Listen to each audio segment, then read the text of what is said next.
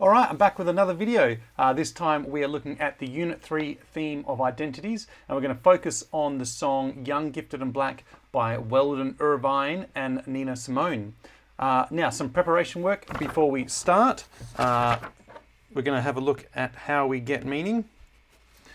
So we're going to start off, most music or art communicates meaning somehow, and we might say that's identity or narrative or feelings or values, all these things, and we usually use those terms as synonyms, so the same word for different things. So we say identity, but we might actually mean values. And so what we're trying to do in this unit is just focus on identity, but sometimes you might say meaning instead. And then where does that meaning come from? Well, a few places. It can obviously come from the composer in their intent on what they wanted to write. It could come from the audience and what they bring to the song. Obviously the meaning can come from the lyrics. Obviously the meaning can come from the lyrics and from the music just by itself. And these two here tend to be a bit more objective. And these two here kind of go together and tend to be a bit more subjective. If there's no lyrics, you can kind of make up your own meaning a bit. And often as well, the context really, the social context or the political context really brings some meaning.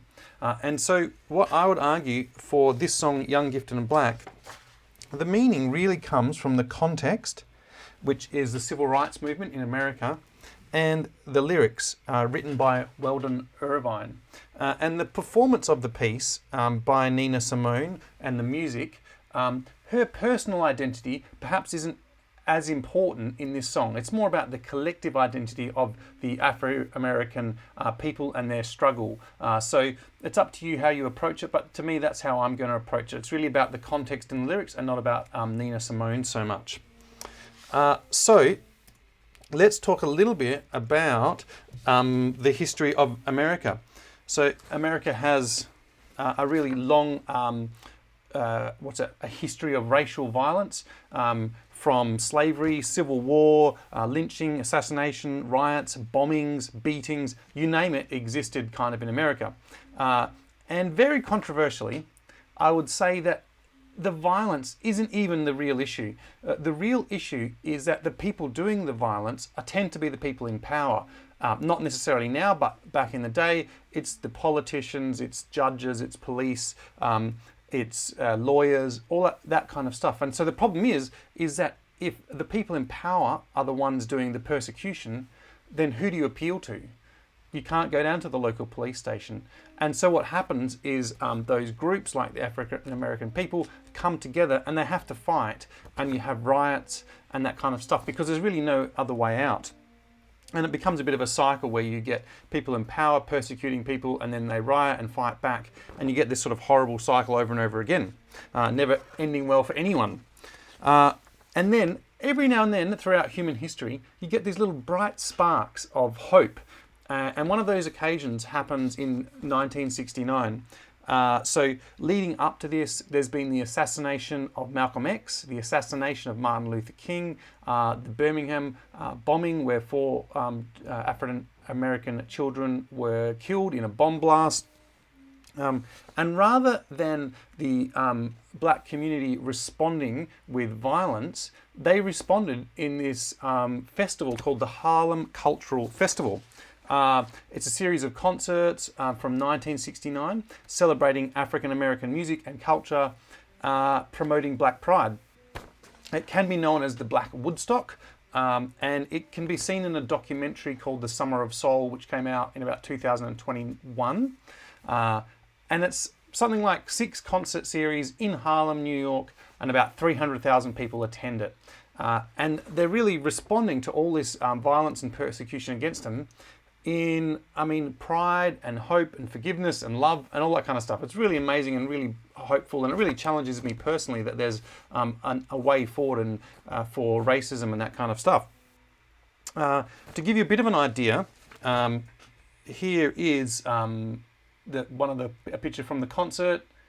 There it is there as well. What happens next?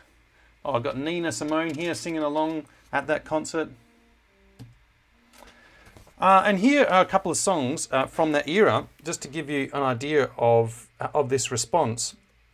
So the first song, Mississippi, a Goddamn, is written by Nina Simone in '64 in response to the bombing.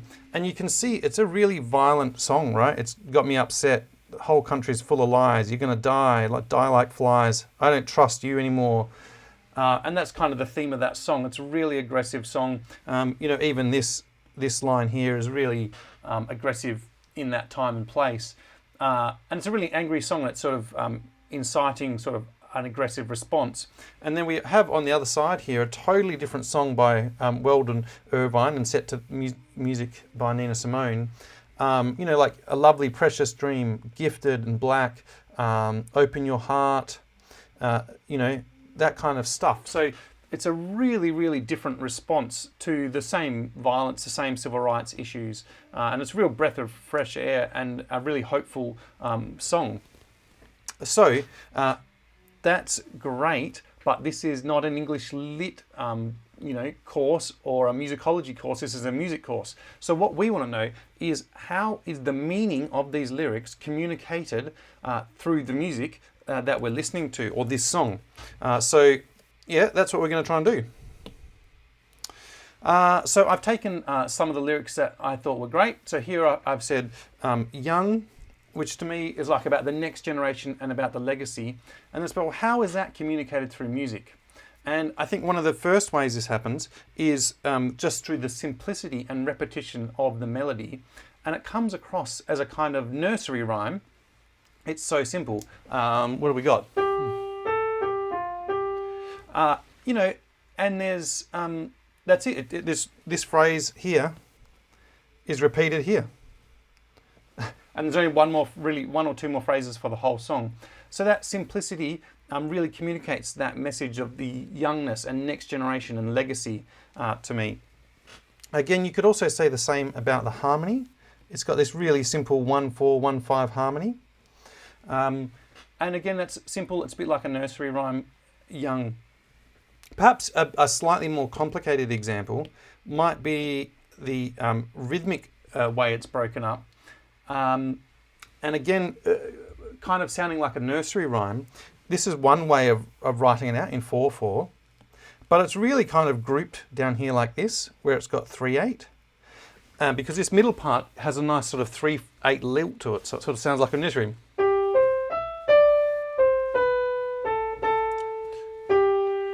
Maybe can I do it with both hands?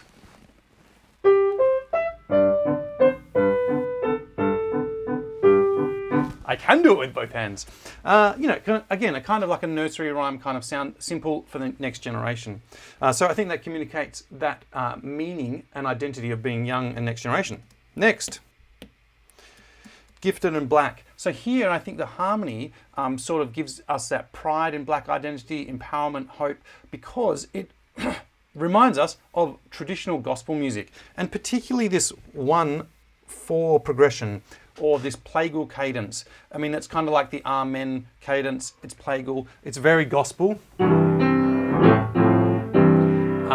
Bit like Happy Day.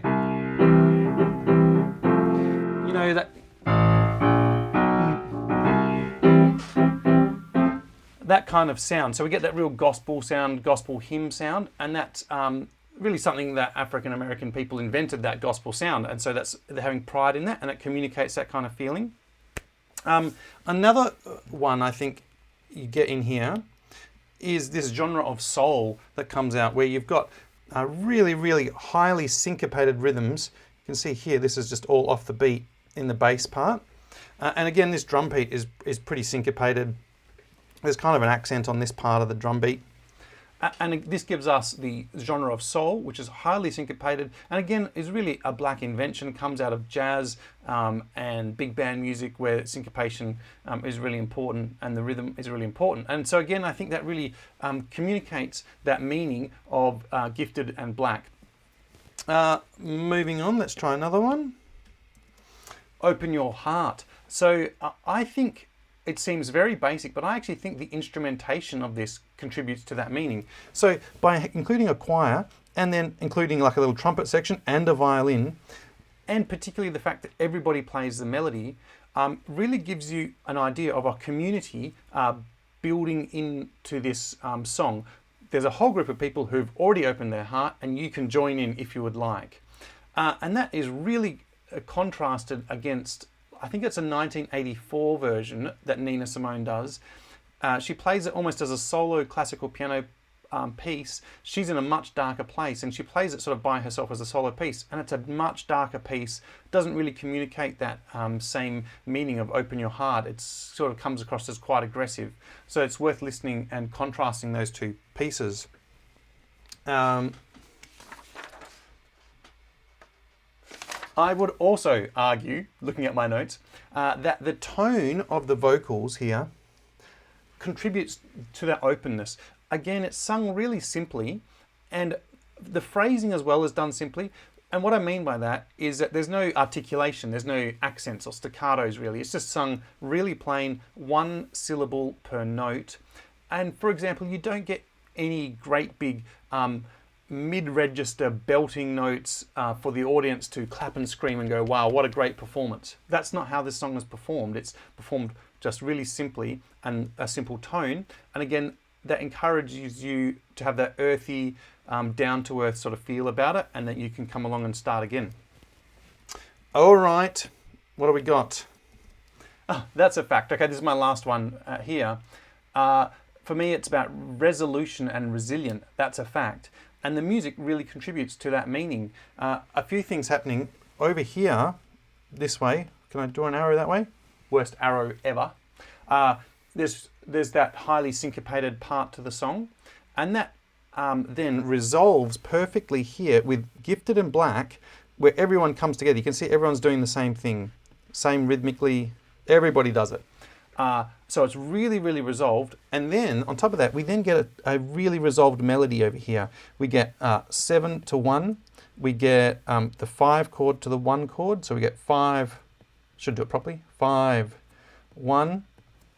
And then we get it on beat 1. So, I mean, you can't resolve something more thorough or firmly than that. It's the most resolved it can possibly be. And we're singing, and that's a fact. We're doing that, it's really providing that resolution and resilience. As a slight change to that, sometimes this is finished on the 5th up here. So it goes along on the 5th. And it just gives a different flavour to the end there. It just sounds a little bit less resolved. It sounds a little bit more like a question. So you can find some version where it ends up on the 5th there, and it sounds a little bit questioning rather than that is truly a fact. Okay, so I think for me, there's sort of 4 examples of how we are communicating meaning or identity, especially that collective identity, through music. So we'll move on and look at a few little odds and ends about this piece, or bits and pieces. First off, we're going to have a look at a timeline. So here, it's a little confusing, but in 1969, we have the original recording at the Harlem Cultural Festival. This, however, wasn't released. In 1970, it was released. And that's the version, I guess, that was kind of the first recorded version. I think this one is around on YouTube around 1988 or 84. Nina Simone comes back. She's in a very different place from where she was. Much darker. Just an interesting listen if you wanted to sort of listen to that version of it and how it could be, I guess, sung differently. And then 2021, we have the documentary of this one here, which releases then the original. And you can actually hear Nina Simone in that documentary explaining on stage who wrote the song and why she wrote it and what it's about. And then she performs it for the first time. So it's a little confusing, right? Because the 2021 version is the original recording. So go figure that out. And then you have, very specifically from SCASA itself, if you're doing this as part of your Year 12 music, you have a score that's been associated, and the score really is associated with this version here, with some caveats that I think that's the version. I mean, I don't really know because it's not really a copy of that version. It's just sort of a lead sheet. And things like, for example, this piano part is never, that's never played on on any of the recordings. That's just a made-up piano part by an arranger, and you can see that because it's the piano part is kind of trying to play the melody and stuff like that, which is just not what happens. If you are going to study it, then this bass line is roughly right according to that, and this melody is roughly right according to that, but they're still just roughly, so I don't really... All right, moving on. A practice question. Okay, so I can only really imagine one question that you can ask for this, which has to be something along these lines. Discuss how the, insert here, something about African American identity, racial struggles, civil rights, something is represented through music, and then give examples to justify your work. So as long as you can justify well and you're a little bit good at English, you can really put anything down and justify it. But my suggestion would be try and jump off from the lyrics. The lyrics are a great starting point to jump off and try and justify how the music communicates identity. You really, I mean, it probably won't matter, but ideally you're trying to communicate identity through music, not just do an English essay. All right, I think we're almost done. What's my last slide?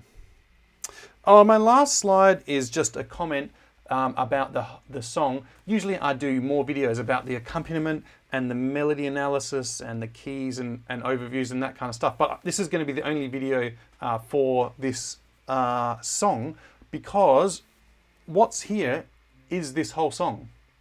I mean, that I'm not making that up. That's it. It's got one line here, which is repeated here, and then it's got this phrase. So 2 phrases are the whole song. It's 4 chords. You know, this E minor is really functioning as a C. So, yeah, it's really a 30-second 4-chord song with 2 phrases. So there's probably not a lot of reason to do more videos on it. Okay, I hope this is helpful, and I'll see you soon.